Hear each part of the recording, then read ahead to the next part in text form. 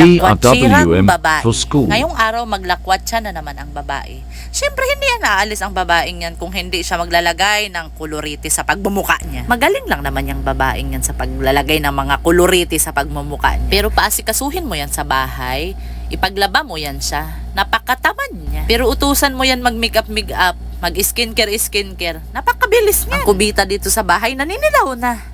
Pero ang nguso niya pulang-pula.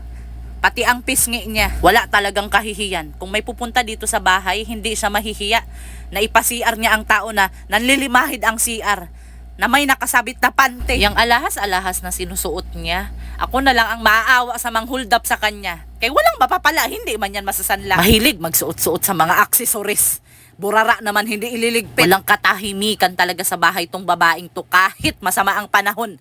Kahit mabagyuhin tayo, hindi talaga niya mapigilan ang pagkalakwatsira niya. Isasama pa ang mga bata sa mga kalukuhan. Sus, Dorinel, pa ganyan-ganyan ka sa itsura mo. Ako na lang ang mahihiya sa'yo.